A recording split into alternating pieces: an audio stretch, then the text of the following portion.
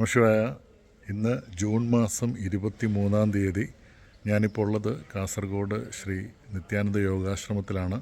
ഇന്നലെ തിരുവനന്തപുരത്ത് നിന്ന് മലബാർ എക്സ്പ്രസ്സിൽ തിരിച്ചിന്ന് പ്രഭാതത്തിൽ ആശ്രമത്തിലെത്തി. ഇന്നിപ്പോൾ ഒരു 11:30-12 മണിയാകുമ്പോൾ ഗുരുജിയോടൊപ്പം ചേർന്നൊരു യാത്രയാണ്. യാത്ര പോകുന്നത് നമ്മുടെ പ്രകൃതിരീശ്വരൻ്റെ അടുത്തേക്കാണ്. മഴയുത്സവം നാളെ അവസാനിക്കുകയാണ്. അപ്പോൾ കൊട്ടിയൂരിലേക്ക് ഗുരുജിയോടൊപ്പമുള്ള വ്യത്യസ്ത യാത്രയാണ് ഈ വർഷം എനിക്ക് ലഭിച്ചിരിക്കുന്നത്. കൊട്ടിയൂരിൽ ദർശനം കഴിഞ്ഞ ശേഷം മൃദംഗ ശൈലീശ്വരി ക്ഷേത്രം, അവിടേക്കും ഗുരുജിയെ ക്ഷണിച്ചിട്ടുണ്ട്. അപ്പോൾ ആ വിശേഷ കാഴ്ചകളാണ് ഈ വീഡിയോ. ഗസ്റ്റ് ഹൗസിൽ റൂം കെട്ടി ഞാൻ കുളിച്ച് ഫ്രഷായി ഗുരുജിയോടൊപ്പം പോകാനുള്ള തയ്യാറെടുപ്പാണ്. ഞാൻ ഫ്രഷാകാൻ പോകുന്നതിന് മുമ്പ് ഗുരുജിയുടെ വണ്ടിയൊക്കെ എടുത്ത് പൊസിഷനിലിട്ട് ഗുരുജിയുടെ ഇരിപ്പിടമൊക്കെ വൃത്തിയാക്കിയിട്ടു. ദേ ഗുരുജി ശ്രീ യോഗാനന്ദ സരസ്വതി സ്വാമിജി കൊട്ടിയൂരിലേക്കുള്ള യാത്രയ്ക്കായി പുറപ്പെട്ടു കഴിഞ്ഞു. ഏകദേശം ഉച്ചയ്ക്ക് 12:30 മണിയോടുകൂടിയാണ് ആശ്രമത്തിൽ നിന്ന് ഞങ്ങൾ കൊട്ടിയൂരിലേക്ക് യാത്ര ആരംഭിച്ചത്. കാസർഗോഡ് നിന്നും കണ്ണൂർ വഴി, അതായത് കണ്ണൂർ അന്താരാഷ്ട്ര എയർപോർട്ടിലേക്ക് പോകുന്ന വഴിയിലൂടെയാണ് ഞങ്ങൾ കൊട്ടിയൂരിലേക്ക് യാത്ര പോയത്. ഏകദേശം 4 മണിയോടുകൂടി തന്നെ ഞങ്ങൾ കൊട്ടിയൂർ ഭൂമിയിലേക്ക് എത്തിക്കഴിഞ്ഞു. ഞങ്ങളവിടെ എത്തുമ്പോഴേക്ക് എൻ്റെ പ്രിയ സുഹൃത്ത് വിനോദ് മണത്തണ അവിടെ കാത്തു നിൽപ്പുണ്ടായിരുന്നു. വാഹനം പാർക്ക് ചെയ്യുന്നതിനുള്ള സൗകര്യങ്ങളൊക്കെ ദേവസ്വം ബോർഡ് ബിൽഡിങ്ങിൽ തന്നെ അദ്ദേഹം ഒരുക്കിയിരുന്നു. അന്നേ തിരക്ക് കുറഞ്ഞൊരു ദിവസമായിരുന്നു. നമുക്കറിയാം, കൊട്ടിയൂർ അവസാന ദിനങ്ങളിലൂടെ സഞ്ചരിക്കുന്ന സമയമാണ്. അവിടെ എത്തുമ്പോൾ തന്നെ നിരവധി വ്യക്തികൾ ഗുരുജിയെ തിരിച്ചറിഞ്ഞ് വന്ന് നമസ്കരിച്ച് അനുഗ്രഹം വാങ്ങുന്നുണ്ടായിരുന്നു. നമ്മുടെ യാത്രയിൽ ഗുരുജിയോടൊപ്പം ശിഷ്യരായ അനിൽജിയും ഡോക്ടർ ഗോപേഷും ലിതേഷും ദിവ്യാന്തും ഉൾപ്പെടെ പുറകിൽ മറ്റൊരു വാഹനത്തിൽ തിരുവനന്തപുരത്ത് നിന്നും രാജേഷ് പടിഞ്ഞാറ്റിലും കൃഷ്ണകുമാറും മട്ടന്നൂരിൽ വ്യവസായം നടത്തുന്ന സുധീർജിയും എല്ലാം ഒപ്പമുണ്ടായിരുന്നു. അപ്പോൾ അങ്ങനെ ഒരു ചെറു സംഘത്തോടൊപ്പമാണ് ഇത്തവണ ഗുരുജിയുടെ കൊട്ടിയൂർ യാത്ര. എടുത്തു പറയേണ്ടത്, ആദ്യമായാണ് കൊട്ടിയൂരിനെക്കുറിച്ച് കാലങ്ങളായി കേൾക്കുന്നുണ്ടെങ്കിലും ഒരു സന്യാസി ആയ അദ്ദേഹം ആദ്യമായാണ് കൊട്ടിയൂർ ഭൂമിയിലെത്തുന്നതും ഭഗവാന്റെ ദർശനം നേടാൻ പോകുന്നതും. കാരണം ആ ഒരു സമയത്ത് ഗുരുജിയോടൊപ്പം ഒരു ഭാഗമായി എത്താൻ കഴിഞ്ഞത് തന്നെ വലിയ ഭാഗ്യമായി ഞാനും കാണുന്നു. ഈ ക്യാമറയും തൂക്കി പോകുന്നതാണ് വിനോദ് മണത്തൻ. അതായത് 20 വർഷം മുമ്പ് അമൃത ടിവിയുടെ ഭാഗമായിട്ട് കൊട്ടിയൂർ ചിത്രീകരിക്കാൻ എത്തുമ്പോൾ എന്നിലേക്ക് സ്വാഭാവികമായി വന്ന് ഇങ്ങോട്ട് പരിചയപ്പെട്ട ഒരു വ്യക്തിയാണ്, ഒരു സാധാരണ മനുഷ്യൻ. അന്നും ഇന്നും അദ്ദേഹത്തിൻ്റെ എളിമയും സ്വഭാവമൊക്കെ അന്ന് വളരെ സ്വാധീനിച്ചു. ഒരു മാറ്റവുമില്ലാത്ത വ്യക്തിത്വം. ആ ബന്ധം ഇന്നും നല്ല നിലയിൽ നിലനിൽക്കുന്നു എന്നുള്ളതാണ്. ഭഗവാന്റെ പ്രിയ പത്നി സതീദേവി കുടിയിരിക്കുന്ന ക്ഷേത്രത്തിൻ്റെ ഊരാഴ്മ അവകാശമുള്ള ആ കുടുംബത്തിലാണ് വിനോദ്. ചപ്പാരം ഭഗവതി ക്ഷേത്രം മണത്തണ ആ ക്ഷേത്രം വക കുടുംബ അംഗമാണ്. ആ ക്ഷേത്രത്തെ ഇന്ന് കൊട്ടിയൂരിനെ ഈ ഖ്യാതിയിലേക്ക് എത്തിക്കാൻ 22 വർഷങ്ങൾക്ക് മുൻപ് ദൃശ്യരൂപത്തിൽ കൊട്ടിയൂർ മഹാത്മ്യം എന്ന പേരിൽ ഒരു CD പുറത്തിറങ്ങുകയും, എൻ്റെ ഒരു അഭിപ്രായത്തിൽ അതിലൂടെയാണ് കൊട്ടിയൂരിനെ ലോകം തിരിച്ചറിഞ്ഞത് എന്ന് വേണം പറയാം. ഇന്ന് സോഷ്യൽ മീഡിയ എല്ലാം സജീവമായി ഉണ്ടെങ്കിലും 20 വർഷം മുമ്പ് അദ്ദേഹം ചിത്രീകരിച്ചു വച്ച കൊട്ടിയൂരിൻ്റെ ആചാരങ്ങൾ മുഴുവൻ രാത്രിയും പകലുമില്ലാതെ ചിത്രീകരിച്ചു വെച്ച ആചാരങ്ങൾ ഇനി ഒരു കാലത്തും അത്ര തനിമയോടുകൂടി ആർക്കും ചിത്രീകരിക്കാൻ കഴിയില്ല എന്നതും അദ്ദേഹത്തിന് ഞാൻ നൽകുന്ന ഏറ്റവും വലിയ ബഹുമാനമാണ്. നിങ്ങളോട് ഈ സംസാരിക്കുന്ന വാക്കുകൾ കൊണ്ട് അദ്ദേഹത്തിന് നൽകുന്ന ഏറ്റവും വലിയ ബഹുമാനമാണത്. കാരണം ഒരിക്കലും ആ ചടങ്ങുകളും ആചാരങ്ങളും ഒന്നും നമ്മിൽ നിന്ന് അകന്നു പോകില്ല എന്നുള്ളതാണ്. തനിമയോട് അദ്ദേഹം ചിത്രീകരിച്ചു വെച്ച് ഞാൻ എപ്പോഴും ഗുരുജിയോടും അദ്ദേഹത്തെക്കുറിച്ച് പറയും. കാരണം അങ്ങനെ ഒരു മനസ്സ് കാണിക്കാൻ അദ്ദേഹം കൊട്ടിയൂരിന് വേണ്ടിയിട്ട് ചെയ്ത കാര്യങ്ങൾ. എന്തായാലും ബാവലിപ്പുഴയിൽ മുഖമെല്ലാം കഴുകി വൃത്തിയാക്കി ഗുരുജി തയ്യാറെടുക്കുന്നു. ഇനി സഞ്ചരിച്ചു നീങ്ങുന്നത് തിരുവഞ്ചിറയിൽ കൂടിയാണ്. അതായത് ഭഗവാന് ചുറ്റും സദാ പ്രദക്ഷിണം ചെയ്തുകൊണ്ടിരിക്കുന്ന ആ പുണ്യതീർത്ഥം, നമ്മൾ ഗംഗാ സാന്നിധ്യം എന്ന് വിശേഷിപ്പിക്കുന്ന ആ തിരുവഞ്ചിറയിൽ നിന്ന് ഒഴുകി ബാവലിപ്പുഴയിലേക്ക് പോകുന്ന നീരാണി കാണുന്നത്. ഗുരുജിയും സംഘവുമെല്ലാം പ്രവേശിക്കുന്നത് കൊട്ടിയൂരിൻ്റെ ദേവസ്വം ഓഫീസിലേക്കാണ്. കാരണം നമ്മളിവിടെ കാണുന്ന നിർമ്മിതികളെല്ലാം താൽക്കാലിക നിർമ്മിതികളാണ്. ഒരു ഉത്സവത്തിന് വേണ്ടിയിട്ട് ആ സമയത്ത് മാത്രം കെട്ടിയുണ്ടാക്കുന്ന സമുച്ചയങ്ങളാണ്. കെട്ടിട സമുച്ചയങ്ങളെന്ന് പറയാൻ കഴിയില്ല, എല്ലാം ഓല കൊണ്ട് മേഞ്ഞ കുടിലുകളാണ്.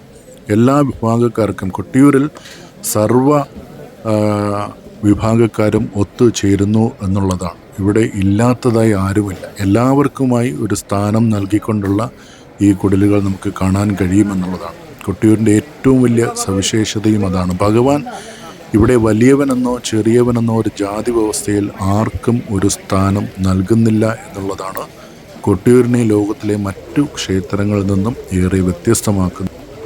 അത്തം ചതുശതം ഒത്തുചേർന്ന 27ാമത്തെ ദിവസമാണ് ഗുരുജിയോടൊപ്പം കൊട്ടിയൂരിലെത്തിയിരിക്കുന്നത്. ഇന്ന് പൊന്നിൻ ശിവേലിയുടെ അവസാന ദിവസമാണ്. ആ ശിവേലിക്ക് മുൻപായിട്ട് തേങ്ങയേറ് ചടങ്ങ് നടക്കും. ആ ശിവേലിക്ക് ഇടയിലാണ് വാളാട്ടം നടക്കുന്നത്. അതായത് മണത്തണയിൽ നിന്നും വരുന്ന സതീദേവി സാന്നിധ്യം അറിയിച്ചു കൊണ്ടുള്ള 3 വാളുകൾ, അത് 3 വാളശന്മാർ വാളുകളുമായി ക്ഷേത്രം പ്രദക്ഷിണം ചെയ്യുന്ന ഒരു ചടങ്ങാണ്. അതിനുശേഷമാണ് ഈ വലിയ വട്ടളം പായസം നിവേദിക്കുന്നത്. കൊട്ടിയൂർ ക്ഷേത്രം എക്സിക്യൂട്ടീവ് ഓഫീസർ രാഹുൽ തന്നെ നേതൃത്വം വഹിച്ച് ഗുരുജിയെ ദർശനത്തിനായി കൊണ്ടുപോകുന്ന നിമിഷങ്ങളാണ്. കൊട്ടിയൂർ ക്ഷേത്രം എല്ലായ്പ്പോഴും വലിയ സൗഹൃദങ്ങൾ ഒത്തുകൂടുന്ന ഒരു ഭൂമി കൂടിയായി മാറുന്നു എന്നുള്ളതാണ്. കാരണം ഗുരുജിയുമായി തിരുവഞ്ചിറയിലേക്ക് ഇറങ്ങുമ്പോൾ തന്നെ ഇതേ തൊട്ടു മുന്നിൽ കാണുന്നത് അമ്പലപ്പുഴ ശ്രീകൃഷ്ണ ഭഗവാന് മുന്നിൽ നിത്യവും സോപാനം അർപ്പിക്കുന്ന കേരളത്തിലെ തന്നെ ഏറ്റവും വലിയ ക്ഷേത്ര കലാകാരൻ അമ്പലപ്പുഴ വിജയകുമാർ. ഞാൻ ഗുരുജിയെ പരിചയപ്പെടുത്തുകയും രണ്ടുപേരും ആ സൗഹൃദം പങ്കിടുന്ന നിമിഷങ്ങളാണ്. ഗുരുജി ഭഗവാന്റെ ദർശനത്തിനായി തിരുവഞ്ചിറയിലൂടെ സഞ്ചരിച്ച് നീങ്ങുന്ന നിമിഷങ്ങളാണ്. മണിത്തറയിലേക്ക് ആ ഭാഗത്തേക്ക് പ്രവേശിക്കുന്നു. ഇവിടെയാണ് ഭഗവാന്റെ ആ സ്വയംഭൂ ദർശനം എത്തുന്ന എല്ലാ ഭക്തർക്കും ലഭിക്കുന്നത്. 28 ദിനങ്ങൾ നീണ്ടു നിൽക്കുന്ന വൈശാഖ മഹോത്സവമാണ് കൊട്ടിയൂരിൽ നടക്കുന്നത്.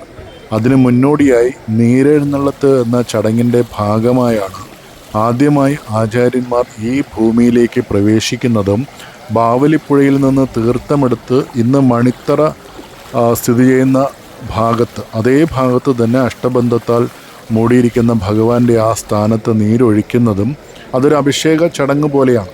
അതിനുശേഷമാണ് ഈ കാണുന്ന സമുച്ചയങ്ങളെല്ലാം ഇവിടെ ഇതുപോലെ താൽക്കാലികമായി കെട്ടിയുണ്ടാക്കുന്നത്. എന്നിട്ട് നെയ്യാട്ടം നടക്കുന്ന ദിവസം, അതായത് നെയ്യാട്ടത്തിൻ്റെ നാൾ, ഭഗവതിയുടെയും ഭഗവാന്റെയും തിരുവായുധങ്ങൾ, അതായത് വയനാട്ടിലെ മുതിരേരിക്കാവിൽ നിന്നും ആചാര്യൻ കൊണ്ടുവരുന്ന ഭഗവാന്റെ തിരുവായുധവും മണിത്തറയിൽ നിന്നും മുഴുവൻ ഭണ്ഡാരങ്ങൾ എത്തുമ്പോൾ ആ ഭണ്ഡാരത്തിനോടൊപ്പം സഞ്ചരിച്ചു വരുന്ന ഭഗവതിയുടെ 3 വാളുകൾ ഒത്തുചേരുമ്പോഴാണ്, ഈ സന്നിധിയിൽ വന്ന് ഒത്തുചേരുമ്പോഴാണ് വൈശാഖ മഹോത്സവം ആരംഭിക്കുന്നത്. ഈ വാളറയിൽ കാണുന്ന ആ തിരുവായുധങ്ങളാണ് ഭഗവതിയുടെ തിരുവായുധങ്ങൾ, ശക്തി ചൈതന്യത്തിൻ്റെ ആ തിരുവായുധങ്ങൾ. ആ ശക്തി ചൈതന്യം കൂടി ഇവിടെ എത്തുമ്പോഴാണ് കൊട്ടിയൂരിൽ വൈശാഖ മഹോത്സവം ആരംഭിക്കുന്നത്. കൊട്ടിയൂർ ഭൂമി ശക്തിക്ക് ഏറെ പ്രാധാന്യം നൽകുന്ന ഒരു പ്രധാന ആലയമാണ്. ഗുരുജിയും കൂട്ടരുമെല്ലാം സഞ്ചരിച്ചെത്തുന്നത് അമ്മാറയ്ക്കൽ തറയ്ക്ക് മുന്നിലാണ്. അതായത് യാഗഭൂമിയിലെത്തിയ സതീദേവി അച്ഛനായ ദക്ഷൻ്റെ അപമാന ഭാരത്താൽ ആ യാഗാഗ്നിയിൽ തന്നെ ചാടി ആത്മാഹുതി ചെയ്തു എന്നതാണ് ചരിത്രം. ആ യാഗാഗ്നി നിലനിന്നു എന്ന് വിശ്വസിക്കുന്നതും സതീദേവി മറഞ്ഞ പ്രദേശം, അതായത് അമ്മ മറഞ്ഞ തറ അമ്മാറയ്ക്കൽ തറ എന്നറിയപ്പെടുന്നു. അവിടെയാണ് ഗുരുജി ഇപ്പം ശിരസ്സുകൊണ്ട് ആ ശക്തിക്ക് മുന്നിൽ നമസ്കരിക്കുന്നത്. ഇവിടുത്തെ ഏറ്റവും വലിയ വിശേഷ അനുഗ്രഹം നിറഞ്ഞ കാഴ്ച എന്താണെന്നറിയോ? എന്നെപ്പോലെ തന്നെ ഇവിടെ എത്തുന്ന എല്ലാ ഭക്തർക്കും ഈ കാഴ്ച തന്നെയായിരിക്കും ഏറെ സ്വാധീനിച്ചിരിക്കുക. അതായത് ഇവിടുത്തെ ശിവേലി, ഇവിടെ നടക്കുന്ന സാധാരണ ശിവേലിയും വിശേഷ ദിവസങ്ങളിൽ നടക്കുന്ന പൊന്നിൻ ശിവേലിയും എല്ലാം. കാരണം ശക്തിക്ക് ഏറെ പ്രാധാന്യം നൽകി, അതായത് ഭഗവാൻ തൻ്റെ ശക്തിയായ ദേവിയെ മുന്നിൽ നടത്തി ഭഗവാൻ പിന്നിൽ സഞ്ചരിക്കുന്ന ഒരു അത്യപൂർവമായ കാഴ്ച ഇവിടെ കാണാൻ കഴിയുമെന്നുള്ളതാണ്. ഈ കൊട്ടിയൂരിലെത്തുന്ന എല്ലാവരും ആ ദർശനം നേടുകയും അവരുടെ കണ്ണും മനസ്സും നിറയുകയും ചെയ്യുന്ന ഒരു വലിയ അനുഗ്രഹം നിറഞ്ഞ കാഴ്ചയാണ് ശിവേലി കാഴ്ചകൾ. ഗുരുജിയും കൂട്ടരും സഞ്ചരിച്ചെത്തുന്നത് ഭഗവാന്റെ നിവേദ്യങ്ങൾ ഒരുക്കുന്ന ഏറ്റവും പ്രശസ്തമായ കൊട്ടിയൂരിലെ തിടപ്പള്ളിയുടെ ഭാഗത്താണ്. ടൺ കണക്കിന് വിറക് കത്തിക്കുന്ന ആ തിടപ്പള്ളിയിൽ ഒരു ചാരവും കാണാൻ കഴിയില്ല എന്നുള്ളത് ഇന്ന് ഭക്തരെല്ലാം ഏറെ ശ്രദ്ധയോടെ വീക്ഷിക്കുന്ന ഒരു കാഴ്ചയാണ്. നമുക്കറിയാം, തളിപ്പറമ്പിലെ രാജരാജേശ്വരൻ്റെ സവിധത്തിലാണ് ഇവിടുത്തെ ചാമ്പലെല്ലാം നിറയുന്നത് എന്നൊരു ഐതിഹ്യമുണ്ട്. അങ്ങനത്തെ കാഴ്ചകൾ, അത് വിശ്വസിച്ചേ മതിയാവും, അങ്ങനത്തെ കാഴ്ചകൾ തന്നെയാണ് നമ്മളും നേരിട്ട് നോക്കിയാൽ കാണുന്നത്. ഇന്നിപ്പോൾ ഉത്സവത്തിൻ്റെ 27ാം ദിവസമാണ്. അതായത് നാളെ ഉത്സവം അവസാനിക്കുന്ന ദിവസം. ഈ ജൂൺ മാസം 20-ാം തീയതി മകം നാൾ നിഗൂഢ പൂജകൾക്കുള്ള കലവും മറ്റും വരുന്നതിന് മുന്നേ ഈ ഭൂമിയിൽ നിന്നും സ്ത്രീകളും ആനകളും വിടവാങ്ങും. കാരണം ഭഗവാന്റെ ആ ശില കണ്ടെത്തുന്നതും ഭഗവാന്റെ ആദ്യ ദർശനം നേടുന്നതും കാട്ടിൽ ജീവിച്ചിരുന്ന കുറച്ച് വിഭാഗക്കാർക്കാണ്. ഇന്നും ഈ ക്ഷേത്രത്തിൽ ഏറ്റവും പ്രാധാന്യം അവർക്ക് തന്നെയാണ് നൽകിയിരിക്കുന്നത്. അപ്പോൾ ഈ ദിവസങ്ങളിലെല്ലാം അവരുടേതായ പ്രത്യേക പൂജകളും മറ്റും നടക്കുന്നത് കൊണ്ട് അവരുടെ ചിട്ടപ്രകാരമുള്ള സ്വാതന്ത്ര്യം നൽകിയാണ് സ്ത്രീകൾക്ക് ഈ ദിവസങ്ങളിൽ ദർശനം നൽകാത്തത്. എന്നാൽ മത്തവിലാസം കൂത്ത് നടക്കുന്ന ആ പന്തലിൽ ഒരു സ്ത്രീ ഉണ്ടാകും. ആ സ്ത്രീ സാന്നിധ്യമാണ് ഇവിടെ എല്ലാ സ്ത്രീകളെയും പ്രതിനിധീകരിച്ചുകൊണ്ട് കൊട്ടിയൂരിലുള്ളത്. ഗുരുജി ഇപ്പോൾ സഞ്ചരിച്ച് നീങ്ങുന്നത് ഇവിടുത്തെ പ്രധാന തന്ത്രി, 2 കുടുംബ ഇല്ലക്കാർക്കാണ് താന്ത്രിക അവകാശമുള്ളത്. കോഴിക്കോട്ടരി നമ്പൂതിരിക്കും നന്ദ്യാർവള്ളി നമ്പൂതിരിക്കും. ഇവർ തന്നെയാണ് മൃദംഗ ശൈലീശ്വരി ക്ഷേത്രത്തിൻ്റെയും അങ്ങനെ നിരവധി ക്ഷേത്രത്തിൻ്റെയും താന്ത്രിക അവകാശങ്ങൾ സിദ്ധിച്ചിട്ടുള്ളത്. കൊട്ടിയൂരിലും ഈ 2 ഇല്ലക്കാർക്കാണ് താന്ത്രിക അവകാശം ഉള്ളത്. ഇന്ന് ഉത്സവം അവസാനത്തോടടുക്കുന്നത് കൊണ്ട് തന്നെ അവർക്കെല്ലാം നിരവധി ചടങ്ങുകളും മറ്റ് പൂജാ സംവിധാനങ്ങളും എല്ലാം നിറയെയുള്ള ദിവസമാണ്. ഇത് തന്ത്രിയുടെ ശിഷ്യനാണ് സുനിൽ നമ്പൂതിരി. അദ്ദേഹം തൃക്കലശാട്ട് ദിവസം നടക്കുന്ന ചടങ്ങുകളെക്കുറിച്ചെല്ലാം ഗുരുജിക്ക് വിശദമായി പറഞ്ഞു കൊടുക്കുകയായിരുന്നു.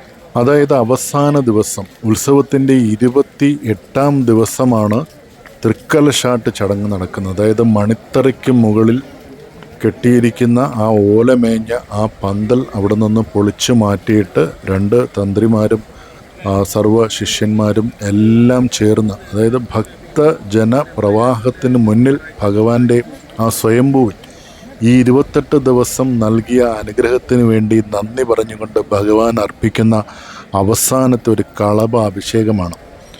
കണ്ണും മനസ്സും നിറഞ്ഞൊഴുകും ആ അഭിഷേക കാഴ്ചകൾ കാണുമ്പോൾ. അതോടുകൂടി ഇവിടെ നിന്നും ഈ ഭൂമിയിൽ ഒത്തുചേർന്നിരിക്കുന്ന എല്ലാ ഭക്തരും ഇവിടെ നിന്ന് വിട പറയണം. പിന്നെ തൊട്ടടുത്ത ദിവസം ചോതിനാളിലാണ് ബ്രാഹ്മണനും കുറിച്യനും മാത്രം ഒത്തുചേരുന്ന അഷ്ടബന്ധം എന്ന ചടങ്ങ് നടക്കുന്നത്. ഇത് മത്തവിലാസം കൂത്ത്. ഞാൻ നേരത്തെ പറഞ്ഞ പോലെ ഒരു സ്ത്രീ മാത്രമാണ് ഈ സൗധത്തിൽ ഈ ദിനങ്ങളിലെല്ലാം ഉണ്ടായിരിക്കുന്നത്. അത് ഈ കൂത്ത് എന്ന വഴിപാടിൻ്റെ ഭാഗമായി ആണിയറയിൽ ഒത്തുചേരുന്ന സ്ത്രീ സാന്നിധ്യം മാത്രമാണ് ഈ ഭൂമിയിൽ ഉണ്ടാകുന്നത്. അത് മകം നാൾ കലം വരവിന് ശേഷം ഈ ഒരു സ്ത്രീക്ക് മാത്രമാണ് ഈ കൊട്ടിയൂരിൽ ഈ ഭൂമിയിൽ നിൽക്കാനുള്ളൊരു അവകാശമുള്ളത്. ഇത് നന്ദ്യാർവള്ളി തന്ത്രിയാണ്. അദ്ദേഹം വൈകുന്നേരമുള്ള പൂജകൾക്ക് പോകാനുള്ള തിടുക്കത്തിൽ ഗുരുജിയെ വന്ന് കണ്ട് പരിചയം പുതുക്കിയ ശേഷം മടങ്ങുന്നു. അപ്പോൾ ഞാൻ തൊട്ട് മുമ്പ് പറഞ്ഞൊരു കാര്യത്തിലൊരു പ്രധാന ഭാഗം ഞാൻ എടുത്തു പറയണം. അതായത് ഈ ചോതി നാളിൽ ഈ ഭൂമിയിൽ ബ്രാഹ്മണനും കുറിച്യനും മാത്രമേ ഉണ്ടാകൂ എന്നുള്ളതാണ് എനിക്ക് ലഭിച്ചൊരു അറിവ്. അതായത് ബ്രാഹ്മണൻ ഈ അഷ്ടബന്ധം കൊണ്ട്, ആ കൂട്ടുകൾ കൊണ്ടുണ്ടാക്കിയ ദ്രവ്യം അഷ്ടബന്ധം ഭഗവാനെ മൂടുന്നു എന്നുള്ളതാണ്. ആ മണിത്തറയിലുള്ള ആ സ്വയംഭൂ ലിംഗം അഷ്ടബന്ധം കൊണ്ട് മൂടിയിട്ട് ഈ കുറിച്യനോട് അഭ്യർത്ഥിക്കുകയാണ്. അതായത് ഭഗവാനെ നീ നല്ലതുപോലെ ഈ ഭൂമി കാത്തോളണേ എന്ന് പറഞ്ഞിട്ട് കുറിച്യനോട് ഈ ഭൂമി ഏൽപ്പിച്ചിട്ട്, അത് ഒറ്റപ്ലാൻ എന്നാണ് അദ്ദേഹത്തെ വിശേഷിപ്പിക്കുന്നത്. അദ്ദേഹത്തോട് ഈ ഭൂമി നീ നന്നായി നോക്കിക്കോണേ എന്ന് പറഞ്ഞ് അദ്ദേഹത്തെ ഏൽപ്പിച്ചിട്ടാണ് ബ്രാഹ്മണൻ അവിടെ നിന്ന് മടങ്ങുന്നത്. പിന്നെ ഈ ഭൂമിയിൽ അവകാശം അവർക്കാണ്, സദാ ഈ ഭൂമിയിൽ അവകാശം. വർഷത്തിൽ ഒരു മാസം, അതായത് 28 ദിവസമാണ് നമുക്ക് പ്രവേശനമെങ്കിലും നമുക്ക് പ്രവേശനമില്ലാത്ത ബാക്കി 11 മാസവും അവരുടെ സംരക്ഷണത്തിലാണ് ഈ ഭൂമി ഉണ്ടായിരിക്കുന്നത് എന്നുള്ളതാണ്. എന്തായാലും നമുക്കെല്ലാം വേണ്ടി ഈ ആചാര്യന്മാർ, കുരിച്യനായാലും ബ്രാഹ്മണനായാലും എല്ലാം നമ്മുടെ അനുഗ്രഹത്തിന് വേണ്ടി ചെയ്യുന്ന വലിയ കർമ്മമാണ് ഇത്. എൻ്റെ പ്രിയ സുഹൃത്ത് ബിനേഷ് തിട്ടയിൽ, മുകേഷ്, പ്രശാന്ത് മണത്തണ, ഇവരെല്ലാം കൊട്ടിയൂർ ദേവസ്വത്തിൻ്റെ ഭഗവാന്റെ പ്രധാന സേവകരാണ്. വർഷങ്ങളായുള്ള ആത്മബന്ധമാണ്. എല്ലാവരും ഗുരുവിൽ നിന്നും പ്രസാദം വാങ്ങുന്ന നിമിഷങ്ങളാണ്. ഇവിടെ നിന്നും ഇനി യാത്ര പുറപ്പെട്ട് പോകുന്നത് ഈ കൊട്ടിയൂർ ഉത്സവം കഴിഞ്ഞ് പ്രധാന ചടങ്ങ്, അതായത് തൃക്കലശാട്ട് കഴിഞ്ഞാൽ അടുത്ത ചടങ്ങ് എന്ന് പറയുന്നത് വാൾ ഇവിടെ നിന്നും മടങ്ങുന്ന ചടങ്ങാണ്. ആദ്യം ഭഗവാന്റെ തിരുവായുധം, മുതിരേരിക്കാവിൽ നിന്നും വന്ന ആയുധം തിരികെ മുതിരേരിക്കാവിലേക്ക് ആചാര്യൻ എഴുന്നള്ളിച്ച് വാളറയിൽ നിന്നും വാളുമായി പുറത്തു വന്ന് ഭഗവാന്റെ സ്വയംഭൂവിൽ അതർപ്പിച്ച് പ്രാർത്ഥിച്ച് അദ്ദേഹം വാളുമായി മുതിരേരിക്കാവിലേക്ക് സഞ്ചരിക്കും. മുതിരേരിക്കാവിലേക്ക് ഭഗവാന്റെ തിരുവായുധം പുറപ്പെട്ടു കഴിഞ്ഞാൽ തൊട്ടു പിന്നാലെ നടക്കുന്ന ചടങ്ങാണ് ഭഗവാന്റെ മുഴുവൻ ഭണ്ഡാരങ്ങളും, അതായത് നിവേദ്യം, സ്വർണ്ണക്കുടങ്ങളും വെള്ളിക്കുടങ്ങളും വിളക്കുകളും എല്ലാം മണത്തണയിലേക്ക് തിരികെ മടങ്ങുന്ന ചടങ്ങാണ്. ഇതോടൊപ്പമാണ് മണത്തണ ചപ്പാരം ഭഗവതി ക്ഷേത്രത്തിലേക്ക് മടങ്ങുന്ന സതീദേവിയുടെ 3 വാളുകളും സഞ്ചരിക്കുന്നത്. 3 വാളശന്മാരാണ് കയ്യിലേന്തി വാളുമായി സഞ്ചരിച്ച് നീങ്ങുന്നത്. ഇവിടെയാണ് സതീദേവിയുടെ ശക്തി ചൈതന്യത്തിൻ്റെ ഏറെ പ്രാധാന്യം. ഈ ശക്തി ചൈതന്യത്തിൻ്റെ ഈ തിരുവായുധങ്ങൾ 3ഉം സൂക്ഷിക്കുന്നത് മണത്തണ ചപ്പാരം ഭഗവതി ക്ഷേത്രത്തിലാണ്. നമുക്ക് എപ്പോൾ വേണമെങ്കിലും ആ ക്ഷേത്രത്തിൽ സഞ്ചരിച്ചു പോകാം. ഈ ക്ഷേത്രത്തിലേക്കാണ് ഗുരുജീനെ അടുത്ത് സഞ്ചരിച്ചു പോകുന്നത്.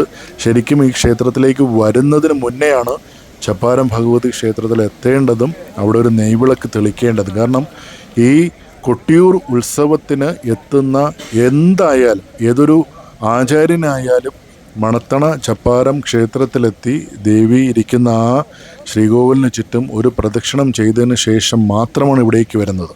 അത് ഇവിടേക്ക് കൊണ്ടുവരുന്ന നെയ്യായാലും ഇളനീരായാലും എണ്ണയായാലും തിരിയായാലും ആചാര്യന്മാരായാലും എല്ലാം ഒരു കാര്യത്തിൽ മാത്രമാണ് വ്യത്യാസമുള്ളത്. ആലിംഗന പുഷ്പാഞ്ജലിക്ക് എത്തുന്ന തിരുമേനി മാത്രം ആദ്യം ഇവിടെ എത്തി ആലിംഗന പുഷ്പാഞ്ജലി അർപ്പിച്ച ശേഷം മടക്കയാത്രയിലാണ് മണത്തണ ചപ്പാരം ഭഗവതി ക്ഷേത്രത്തിലെത്തി നമസ്കരിക്കുന്നത്. അതുകൊണ്ട് ചപ്പാരം ഭഗവതി ക്ഷേത്രത്തിലേക്കാണ് ഗുരുജിയുടെ അടുത്ത യാത്ര. അപൂർവമായ ഒരു ദർശന സൗഭാഗ്യം ഗുരുജിയോടൊപ്പം നേടിയിട്ടാണ് ഞങ്ങൾ വരുന്നത്. ഒരു സന്യാസി ശ്രേഷ്ഠൻ്റെ ഒപ്പം ഉജ്ജയിനിലും ഓംകാരേശ്വറിലുമൊക്കെ സഞ്ചരിച്ചു പോയപ്പോൾ കിട്ടിയൊരു അനുഗ്രഹമുണ്ട്. അതുപോലെ ഭഗവാന്റെ ചാരത്ത് നിന്ന് നിറയെ കൊട്ടിയൂര പെരുമാളിനെ ദർശിക്കാനുള്ളൊരു ഭാഗ്യം സിദ്ധിച്ചു എന്നുള്ളതാണ്.